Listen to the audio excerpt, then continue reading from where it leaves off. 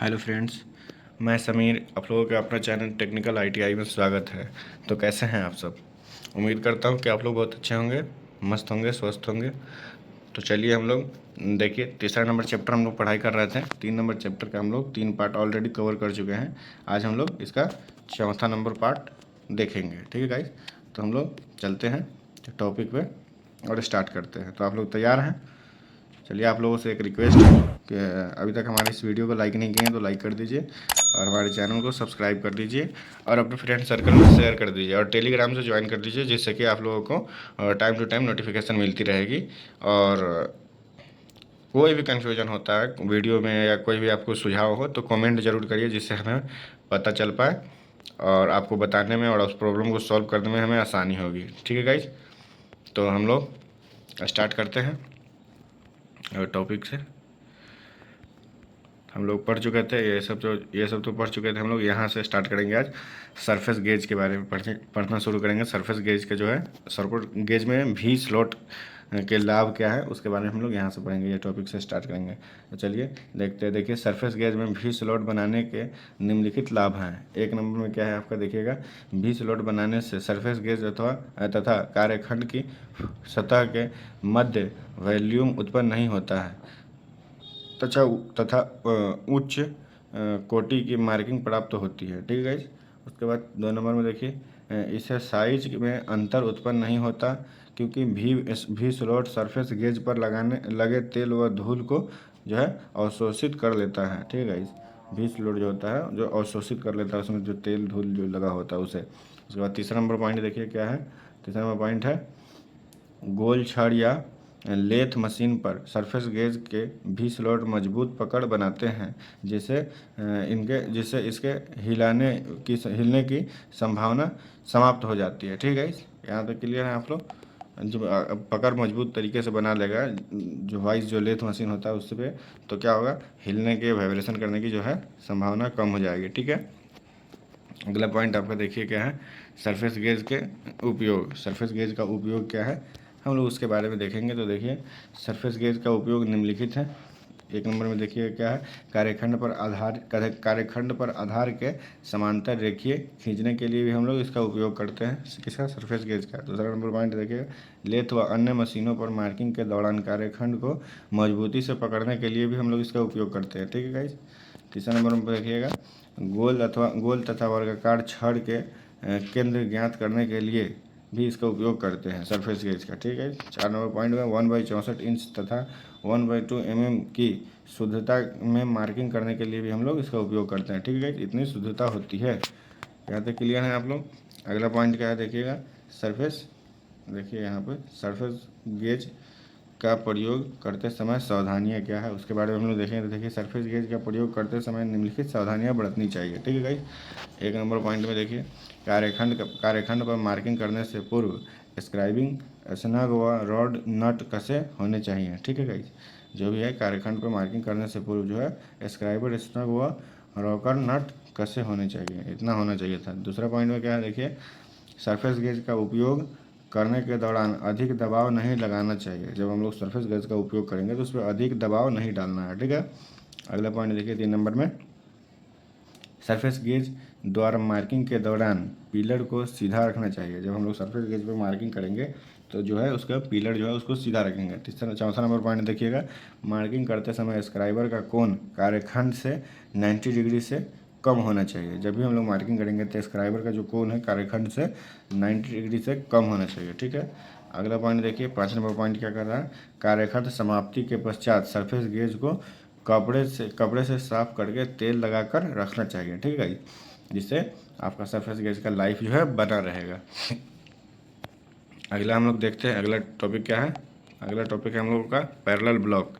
Parallel block क्या होता है उसके बारे में हम लोग पढ़ेंगे। देखिए, पैरेलल ब्लॉक, ये ब्लॉक अधिकतर कार्बन स्टील को हार्ड तथा टेम्परिंग करने के पश्चात ग्राइंड करके बनाया जाता है। इनका प्रयोग अधिकतर मशीन शॉप में जॉब के नीचे रखने के लिए किया जाता है। ठीक है, जिससे कि जॉब के नीचे की सतह को मशीन टेबल या वाइस की सतह के समानता रखा जा सके। इसके अतिरिक्त जॉब की ऊंचाई को कुछ ऊपर बढ़ाने के लिए भी इन्हें ब्लॉकों का प्रयोग किया जाता है। साधारणतः पैरेलल ब्लॉक दो प्रकार के होते हैं। ठीक है, पैरेलल ब्लॉक कितने प्रकार के होते हैं? दो प्रकार के। कौन कौन सा? एक और दो। देखिए यहाँ पे क्या है, ठोस पैरेलल ब्लॉक और एडजस्टेबल पैरेलल ब्लॉक।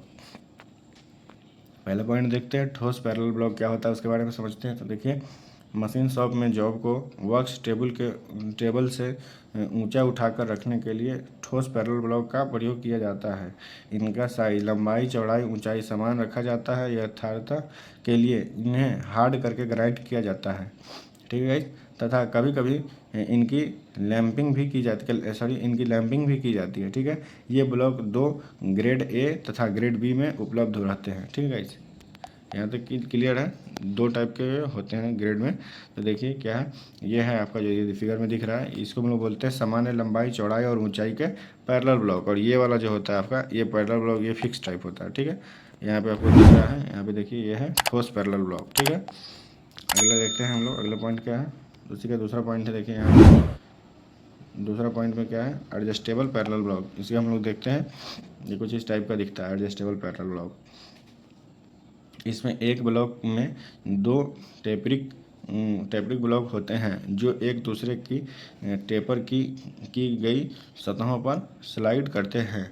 इन ब्लॉकों की ऊंचाई को एडजस्ट किया जा सकता है। ठीक है, इसको जो हम लोग एडजस्ट कर सकते हैं, इसको आगे पीछे करके, इसको ऊपर इसको नीचे करके हम लोग इसको इस तरीके से एडजस्ट कर सकते हैं। ठीक है, यहाँ तक क्लियर है आप लोग? इसे ही बोलते हैं हम लोग एडजस्टेबल पैरेलल ब्लॉक। ठीक है, आगे हम लोग देखते हैं, अगला पॉइंट हम लोगों का है पंच। ठीक है, इस पंच क्या होता है उसके बारे में हम लोग पढ़ेंगे।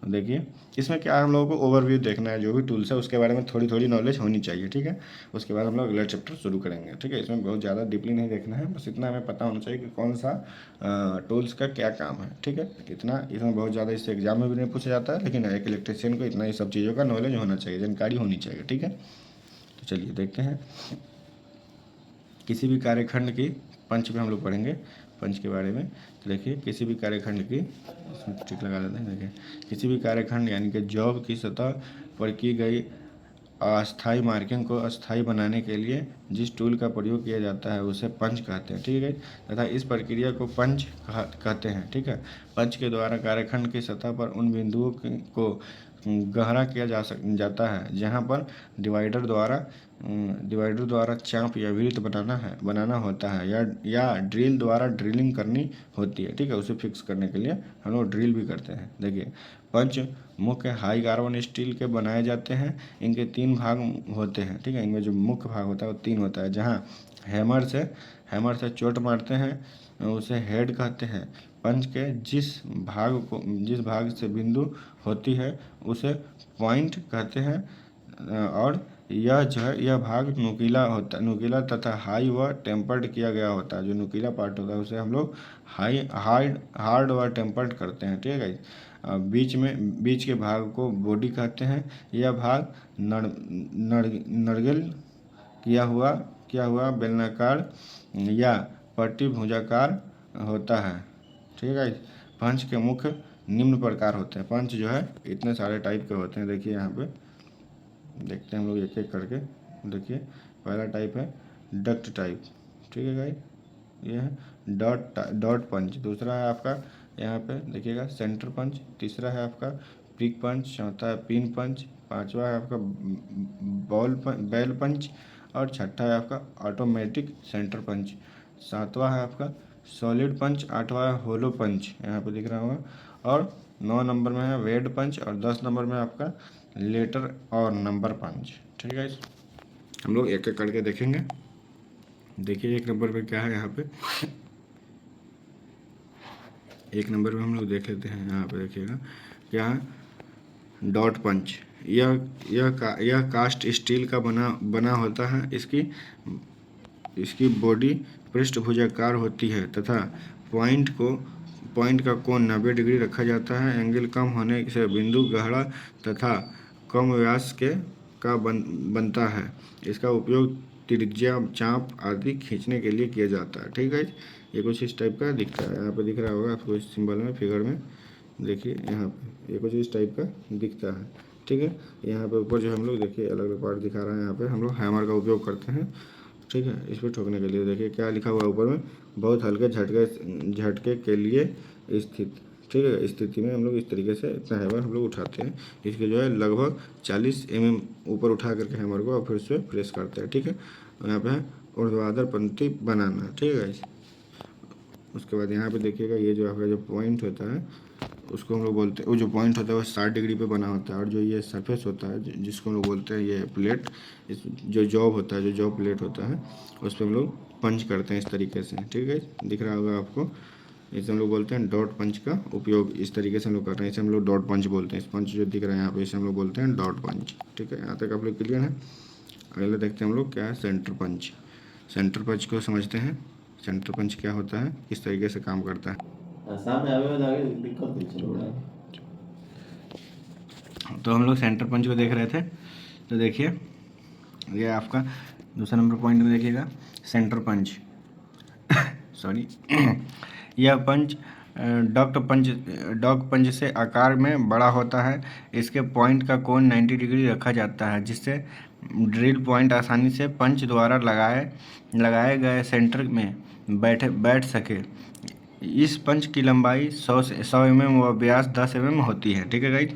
इस पंच का उपयोग सुराखों के अंदर जो है केंद्रों को लोकेट करने के लिए किया जाता है, ठीक है। केंद्र में जो है हम लोग लोकेट करने के लिए दिखाई देने के लिए उसमें हम लोग पंच करते हैं, ठीक है, लोकेट करते हैं जिससे पहचान हो सके। इसका उपयोग केंद्र बिंदु को गहरा करने के लिए भी किया जाता है, ठीक है गाइज। यहाँ तक क्लियर है। देखिए कुछ इस टाइप का दिखाई देता है आपका जो है सेंटर पंच, इस तरीके का दिखता है। देखिए जो सबसे ऊपर वाला पार्ट होता है उसको बोलते हैं वर्गाकार शीर्षक, उसको जो है रोलिंग रोकने के लिए भी किया जाता है इसका, ठीक है। इसको हम लोग बोलते हैं बॉडी, जो यहाँ पे दिख रहा है इसको बॉडी बोलते हैं। और नीचे जो इसका जब कोण होता है 90 डिग्री पे होता है, जो इसको पॉइंट करते हैं हम लोग 90 डिग्री पे करते हैं, और ये आपका जॉब हो गया, ठीक है। यहाँ तक क्लियर है। देखिए इस टाइप के हम लोग इसमें जो है पंच करते हैं। तो इसी तरीके से हम लोग यहाँ पे पंच करते हैं, ठीक है गाइस। यहाँ तक समझ में आ गया आप लोगों को। तो ये जो है आपको नीचे जो दिख रहा है ये जॉब है। आपको थोड़ी आवाज़ आ रही होगी एक्स्ट्रा, क्योंकि बहुत ज़्यादा गर्मी लग रही है। फ़ैन बंद करने के बाद जो है वीडियो बना नहीं पा रहा हूँ मैं, तो इसको लेकर थोड़ा सा एडजस्ट आप लोग कीजिएगा, सपोर्ट कीजिए इस तरीके से। तो चलिए आगे देखते हैं हम लोग। आगे देखिए यहाँ पे दिखाया गया है उसके बारे में, थोड़ा सा इसको देख लेते हैं क्या है। प्रदर्शित चित्र में सेंटर पंच के द्वारा मार्किंग को दर्शाया गया है। देखिए गाइस सेंटर पंच जो है इसको सेंटर पंच बोलते हैं। इस चित्र में दर्शाया गया है कुछ इस तरीके का, ये जॉब पे मार्किंग करने के लिए हैमर के हेल्प से पंच पे जो है पंच करने का काम करते हैं हम लोग, ठीक है गाइस। अगला हम लोग देखते हैं सेंटर पंच के बाद तीसरा नंबर जो हम लोगों का पॉइंट है ये है प्रिक पंच। एक्चुअल प्रिक पंच होता क्या है हम लोग उसके बारे में देखेंगे। तो देखिए प्रिक पंच कम लंबाई का पंच होता है। यह उच्च कार्बन स्टील से बना होता है, ठीक है।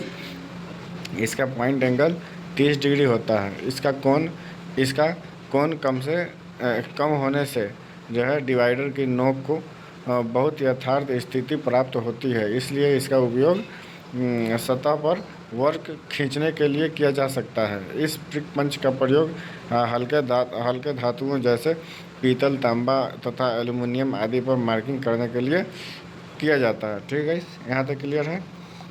इसको जो हम लोग उपयोग कहाँ करते हैं, हल्के धातुओं को जो है पंच करने के लिए उपयोग करते हैं, ठीक है। ये कुछ इस टाइप का आपको दिखाई देता है। यहाँ पे देख लीजिए चित्र में दर्शाया गया है, कुछ इस टाइप का होता है। इसका जो कोण होता है, जो इसका जो यहाँ पे पॉइंट होता है, ये जो है 30 डिग्री से लेकर के 60 डिग्री तक का होता है, ठीक है। ये होता है आपका प्रिक पंच, ठीक है। 4 नंबर पॉइंट में देखिए, 4 नंबर पॉइंट है, आपको दिखाते हैं 1 मिनट।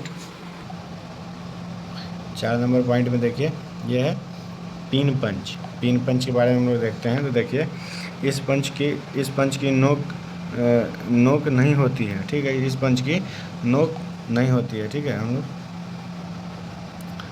देखिए यहाँ से इस पंच की नोक नहीं होती है, अपितु इसके स्थान पर एक बेलनाकार पिन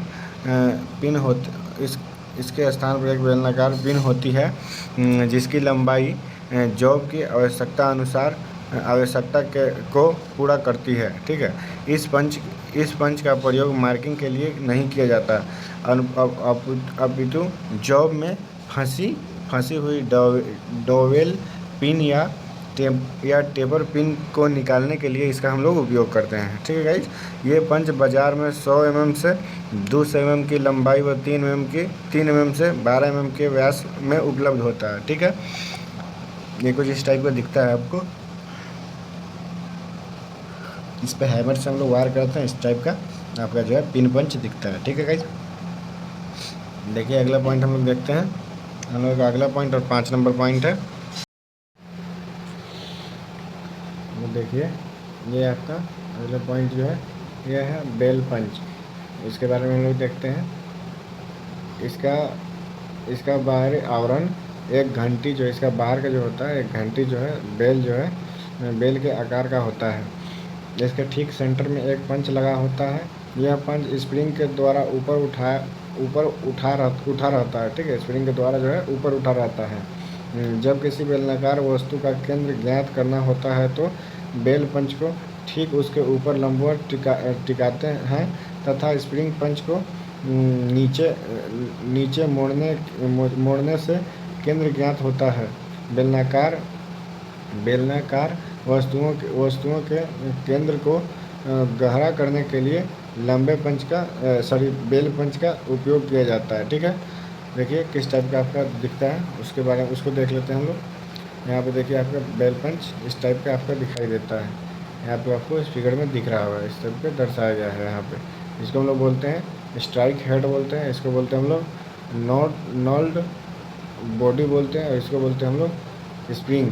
ठीक है, यहाँ पे दिख रहा है स्प्रिंग बोलते हैं, और उसके नीचे जो है जो पॉइंट होता है उसको हम लोग पंच बोलते हैं। देखिए यहाँ पे जो पॉइंट है उसको हम लोग पंच बोलते हैं, और इसे बोलते हैं बेल कप। ठीक है गाइस, इतना तो क्लियर है आप लोग। चलिए आगे देखते हैं अगला पॉइंट क्या है। तो देखिए अगला पॉइंट है automatic centre punch. Automatic centre punch क्या होता है उसके बारे में देखते हैं। यह एक आधुनिक प्रकार के पंच है। ठीक है, नाम से ही पता चल रहा है ऑटोमेटिक सेंटर पंच। यह एक आधुनिक प्रकार के पंच है। इस पंच का उपयोग फाइन तथा सही मार्किंग हेतु किया जाता है। इसमें एक स्प्रिंग स्टील का ब्लॉक इस प्रकार लिया जाता है कि पंच को दबाने पर यह बिना हैमर का उपयोग किए मार्किंग कर देता है। इस पंच के पॉइंट कोण 60 डिग्री तथा 90 डिग्री के होते हैं। ठीक है गाइस, इसका जो है पॉइंट कोण 60 डिग्री का होता है या तो फिर 90 डिग्री का होता है। ये कुछ इस टाइप का दिखाई देता है, यहाँ पे दिख रहा होगा आपको। इसको हम लोग बोलते हैं हेड, इसको हम लोग बॉडी बोलते हैं, और उसके जो नीचे जो यहाँ पे पॉइंट होता है इसको बोलते हैं जो है वो 90 डिग्री का होता है। ठीक है, 60 डिग्री से लेकर के 90 डिग्री का हो सकता है। ठीक है, ये इसका पॉइंट होता है। ठीक है, इतना तो क्लियर है आप लोग। ऑटोमेटिक सेंटर पंच समझ में आ गया। आगे देखते हैं हम लोग अगला पॉइंट। अगला पॉइंट क्या है, सॉलिड पंच। यह है सॉलिड पंच हम लोग देखेंगे। देखिए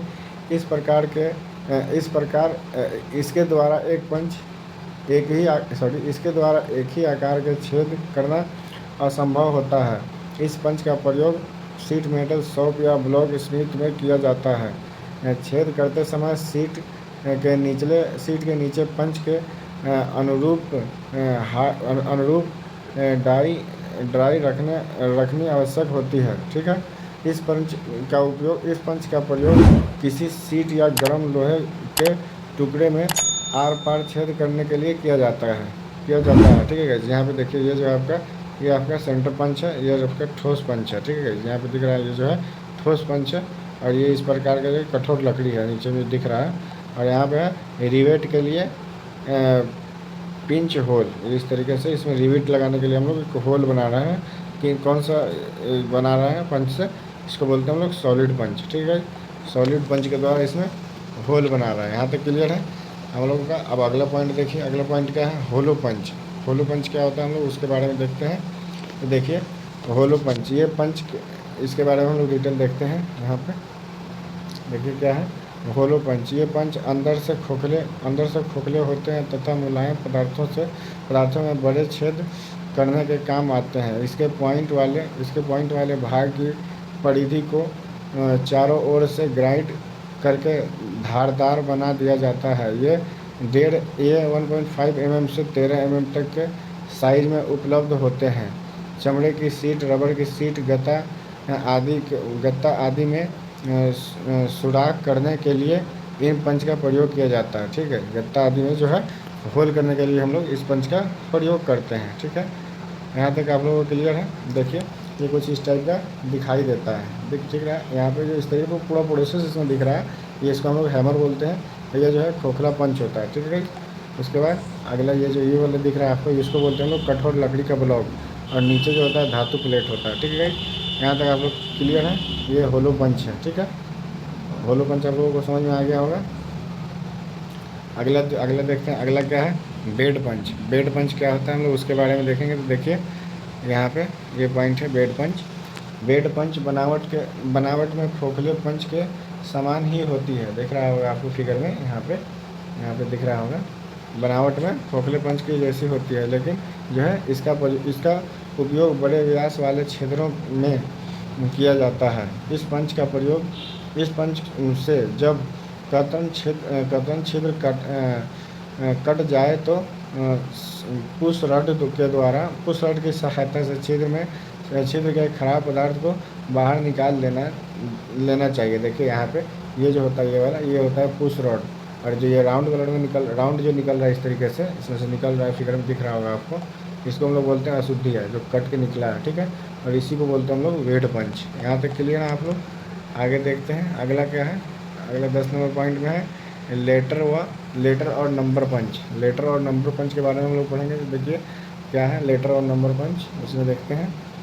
इस पंच सेट में 0.8 mm से 13 mm तक के आकार वाले पंचों को रखा जाता है। सबसे पहले पंच की तुलना में स्टैंप की जाने वाली सतह की जांच रेती की सहायता से करते हैं, जैसा कि चित्र में दर्शाया गया है। क्योंकि अधिक कठोर पदार्थ पर चिन्ह करने से पंच के खराब होने के खतरा रहता है। इस प्रकार के पंच का प्रयोग कार्यखंड पर लेटर या नंबर को चिन्हित करने के लिए हम लोग करते हैं। ठीक है, इस पर जो है रेती से हम लोग पहले पता करते हैं कि कैसा का मेटल है। यहाँ पे दिख रहा है, उसी के बारे में दिया गया है। जो है स्ट्रैपिंग से पहले रेती से जांच करना चाहिए, उसका जो है हार्डनेस को जांचना चाहिए। देखिए आगे क्या है, यहाँ पे दिया गया है, ये चित्र में दिखाया जा रहा है। रेती की सहायता से धातु कठोरता की जांच किया जाता है। ठीक है, इसके बाद हम लोग आगे देखते हैं। अगला पॉइंट हम लोग यहाँ से देखेंगे। देखिए अगला पॉइंट क्या है, कठोर कार्यखंड पर मार्किंग की प्रक्रिया को अम्ल निरेखन विधि द्वारा किया जाता है। मार्किंग के दौरान यह ध्यान रखें कि मार्किंग एक ही प्रहार में हो जाए, दूसरे प्रहार से मार्किंग खराब हो सकती है। अंग्रेजी वर्णमाला में लेटर M, W, I और T की मार्किंग में अधिक स्पष्ट प्रहार की आवश्यकता होती है। ठीक है, यहाँ तक क्लियर है। जब लोग अगर अधिक स्पर्श से प्रहार नहीं करेंगे तो मार्किंग जो है खराब हो सकती है। ठीक है, आगे देखिए, पंच को ऊर्ध्वाधर स्थिति में रखते हुए हैमर का प्रहार करना चाहिए। देखिए यहाँ पे हम लोग पंच को जो है ऊर्ध्वाधर स्थिति में रखे हुए हैं और इस पर जो है प्रहार कर रहे हैं। इसको हम लोग ग्राइड लेटर बोलते हैं। देखिए इसमें जैसे G दिख रहा है, ग्राइड E दिख रहा है, एक ग्राइड लेटर में दिख रहा है आपको। ठीक है, यहाँ तक हम क्लियर है आपको। उसके बाद आगे देखिए, यहाँ पे इसमें दिखाया जा रहा है। देखिए यहाँ पे लेटर रेखा और वर्गाकार में। ठीक है, ये कौन सा आपका पंच था, यह है लेटर तथा नंबर पंच का प्रयोग दिखाया जा रहा है, जो लेटर या नंबर पंच कहते हैं। ठीक है, उसके बाद देखिए एक पॉइंट दिया गया है, ये बहुत ही इंपॉर्टेंट पॉइंट है। आप लोग अच्छे से इसको पढ़ लीजिएगा और समझ लीजिए, इसे हम समझा रहे हैं। क्या है, डॉट पंच या सेंटर पंच में अंतर पूछ रहा है। तो देखिए डॉट पंच और सेंटर पंच में क्या अंतर है, हम लोग उसको समझते हैं।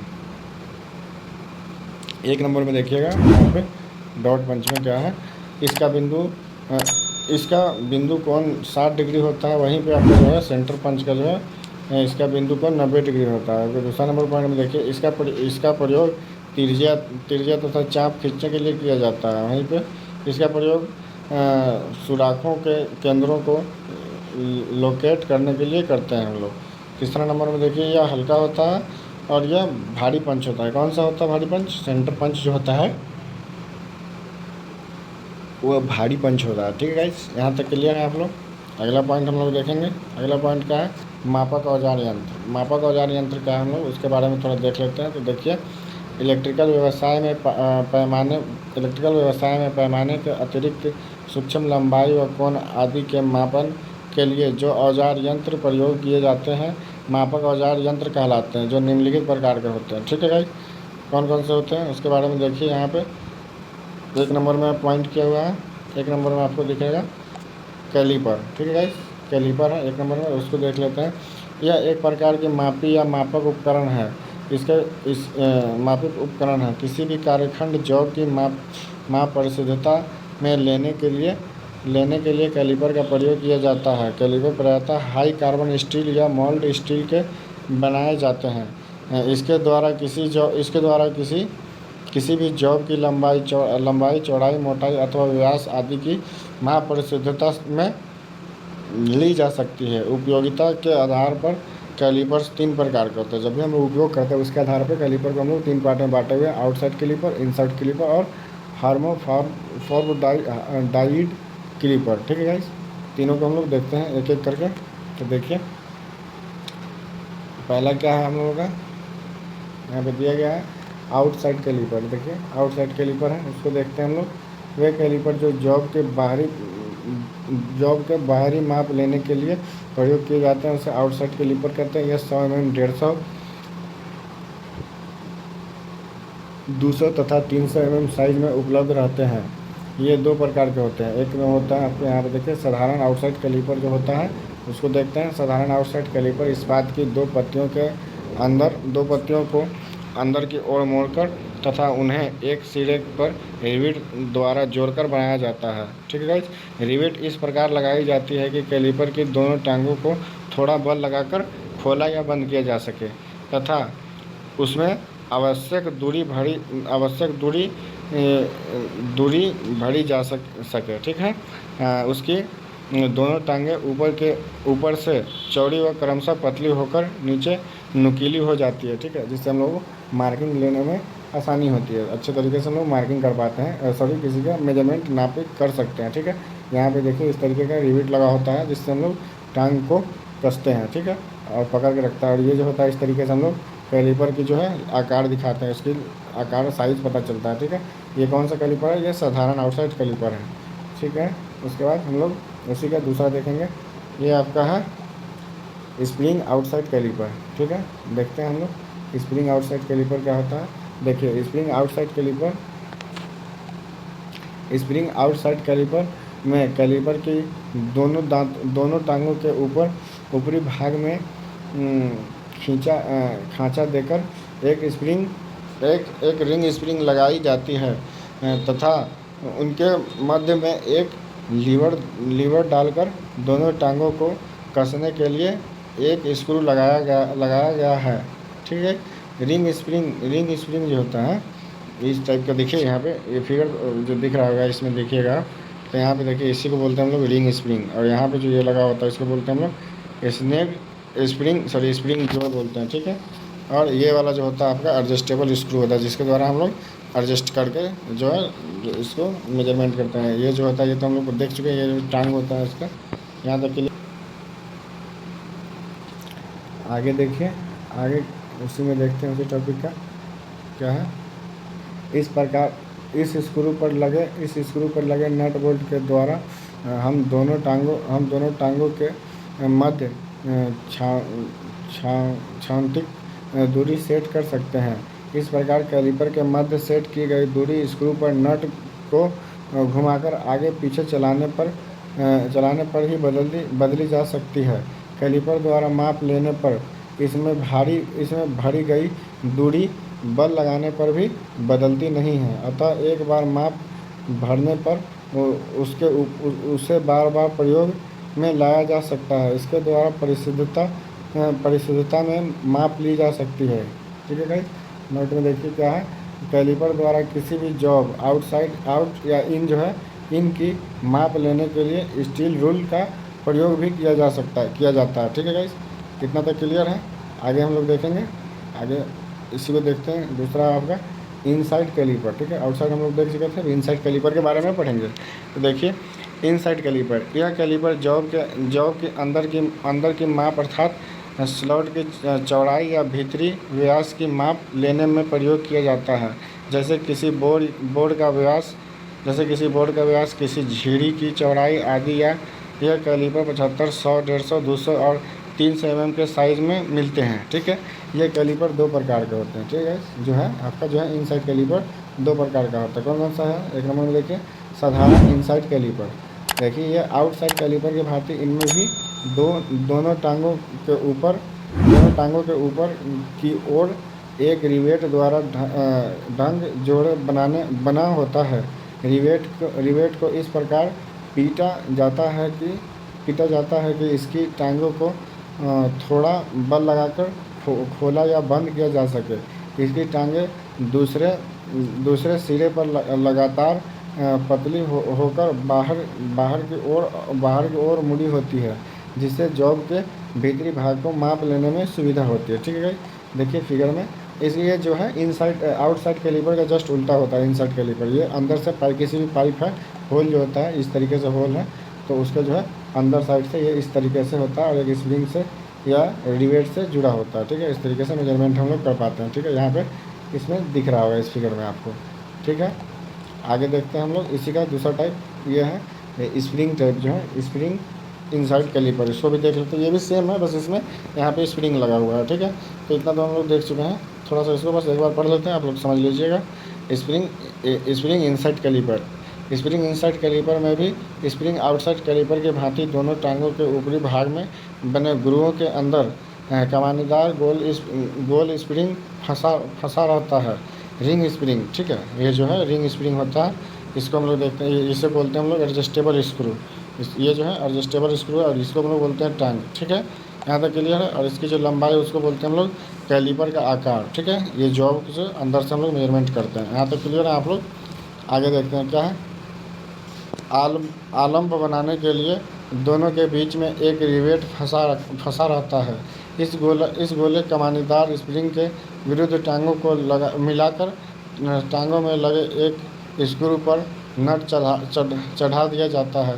नट को घुमाने पर टांगों के बीच की दूरी कम या ज़्यादा होती है। नट इनसाइड कैलिपर की दोनों टांगों के सिरे बाहर की ओर 45 डिग्री के कोण पर मुड़ जाते हैं। ठीक है, यहाँ तक आप लोग अच्छे से समझ रहे हैं। इसके जो है 45 डिग्री के एंगल पे मोड़ देते हैं, ताकि जो है अंदर से मेजरमेंट करने में, माप लेने में अच्छे तरीके से सुविधा हो, हम लोग मेजरमेंट ले पाएँ। ठीक है, उसके बाद इसका जो है अगला पॉइंट है, देख लेते हैं। उसी का जो है तीसरा नंबर पर इसको, ये जो है आप लोग देखिएगा, इसको बोलते हैं हम लोग, ये है हर्मोफ्रोडाइट कैलिपर। ठीक है, उसका तीसरा नंबर में है, उसका तीसरा पॉइंट है। तो ये इसके बारे में भी देख लेते हैं। देखिए, इस कैलिपर की एक टांग अंदर की ओर मुड़ी रहती है तथा दूसरी नोकदार होती है। इस टांग की सहायता से समांतर लाइन या किसी गोले सॉफ्ट के फेस पर उसका सेंटर ज्ञात किया जा सकता है। ठीक है, आवश्यकता पड़ने पर इसकी टांग अंदर के स्थान पर बाहर की ओर भी मोड़ी जा सकती है। ठीक है, ज़रूरत पड़ने पर इसको जो है बाहर की तरफ भी मोड़ सकते हैं, अंदर की तरफ भी मोड़ सकते हैं। ठीक है, इसे जैनी कैलिपर जो है, जैनी कैलिपर या ओल्ड लेग कैलिपर या लेग एंड पॉइंट कैलिपर भी कहते हैं। ठीक है गाइस, ये सब इसका नाम है, जो है जैनी कैलिपर या ओल्ड लेग कैलिपर या लेग एंड पॉइंट कैलिपर भी कहते हैं। ठीक है, इतना सारा इसका नाम है। ठीक है, देखिए कुछ इस टाइप का ये दिखाई देता है। ठीक है, ये जो आपका स्केल है, स्टील रूल है, और ये इस तरीके से मुड़ा होता है। एक्चुअल में ये जो आपको दिख रहा है, यही आपका कैलिपर है, हर्मोफ्रोडाइट कैलिपर इसको बोलते हैं। ये इस टाइप का दिखाई देता है। ठीक है, यहाँ तक क्लियर है आप लोग? तो देखिए, ये हर्मोफ्रोडाइट कैलिपर का जो है प्रयोग क्या होता है, प्रयोग के बारे में हम लोग समझते हैं।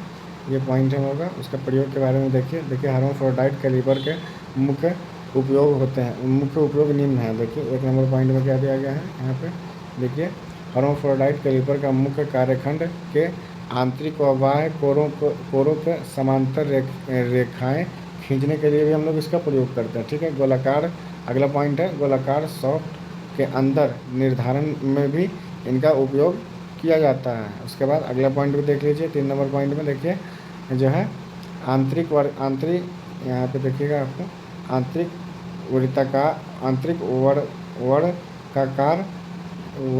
होगा। ठीक है, वृत्ताकार कोरों के सहारे समांतर रेखाएं खींचने में जो है हर्माफ्रोडाइट कैलिपर का उपयोग किया जाता है। ठीक है, और यह पॉइंट है आपका बाहरी कोर के सहारे समांतर रेखा खींचने में भी इसका उपयोग किया जाता है। ठीक है, बाहरी जो कोर होता है उसको भी खींचने के लिए उपयोग करते हैं। कुछ इस टाइप का दिखता है, देखिए इस टाइप का भी है, इस पर रेखा खींचने के लिए हम लोग प्रयोग करते हैं। ठीक है, यहाँ तक आप लोग क्लियर हैं। उसके बाद इसका एक और टॉपिक है, आगे देख लेते हैं और इसके बाद वीडियो समाप्त कर देंगे। फिर अगला वीडियो आप लोगों को कल से मिलेगी। ठीक है, तो देखिए क्या है कैलिपर का प्रयोग करते समय सावधानियाँ। ठीक है, कैलिपर हम लोग उपयोग कर रहे हैं तो उससे सावधानियाँ भी रहनी चाहिए, उसके बारे में देखते हैं। देखिए कैलिपर का उपयोग करते समय निम्नलिखित सावधानियाँ अपनानी चाहिए। ठीक है, कौन कौन सी है उसके बारे में देखते हैं। 1 नंबर में देखिए कैलिपर की मापन सिरे की धार तीव्र होनी चाहिए। जब उसकी जो धार है वो तेज़ होगी तब जाकर के उस पर जो हम लोग मार्क कर पाएंगे। ठीक है, उसके बाद दूसरा नंबर पॉइंट क्या है, कैलिपर का उपयोग मापे जाने वाले कार्यखंड के अनुसार ही करना चाहिए। जो कौन सा कैलिपर का हमें कहाँ उपयोग करना है, जहाँ इनसाइड की ज़रूरत हो वहाँ आउटसाइड लगा दे, आउटसाइड की ज़रूरत हो वहाँ इनसाइड लगा दे, तो फिर अच्छे तरीके से हम लोग मेजरमेंट नहीं कर पाएंगे, माप नहीं ले पाएंगे। ठीक है, आगे देखिए 3 नंबर पॉइंट यहाँ पर है आपका क्या है, घुमाने वाले कार्यखंड पर कैलिपर का प्रयोग नहीं करना चाहिए। जहाँ भी घूमने वाले कार्यखंड है वहाँ पर कैलिपर का प्रयोग नहीं करना चाहिए। ठीक है, अगला जो 4 नंबर पॉइंट क्या है, फॉर्म जॉइंट कैलिपर या कैलिपर का रिवेट अधिक कसा या ढीला नहीं होना चाहिए, जिससे क्या होगा उसे फैलाने या बंद करने में बहुत कठिनाई होगी, अच्छे तरीके से हम लोग उससे काम नहीं कर पाएंगे। ठीक है, और लास्ट 5 नंबर पॉइंट है आपका जो है हर्माफ्रोडाइट कैलिपर द्वारा मापन करते समय इसकी दोनों टांगों को समांतर तथा कार्यखंड के समकोण पर रखना चाहिए। ठीक है, तो हम लोग यहीं पर वीडियो ख़त्म करते हैं और अगला वीडियो आप लोगों को अगला टॉपिक जो है हम लोग कल से कवर करेंगे।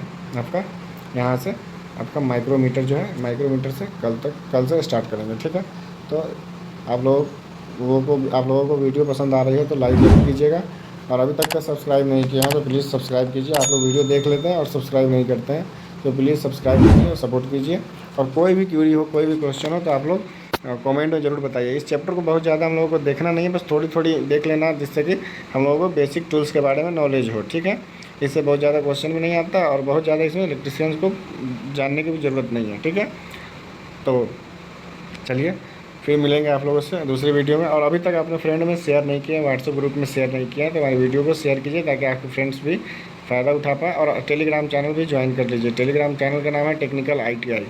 ठीक है गाइस, टेक्निकल ITI करके आप सर्च करेंगे तो मिल जाएगा आपका। इस वीडियो के लिंक में भी टेलीग्राम का लिंक दिया गया, इस वीडियो के डिस्क्रिप्शन में टेलीग्राम का लिंक है, वहाँ से भी आप ज्वाइन कर सकते हैं। एक बार आपसे फिर से रिक्वेस्ट है कि अभी तक चैनल को सब्सक्राइब नहीं किया तो सब्सक्राइब कर लीजिए। ठीक है, आप लोगों से मिलते हैं अब अगले वीडियो में। जब तक के लिए आप लोग अपना ख्याल रखिए, स्वस्थ रहिए, मस्त रहिए और पढ़ाई करते रहिए। चलिए, टेक केयर, बाय बाय।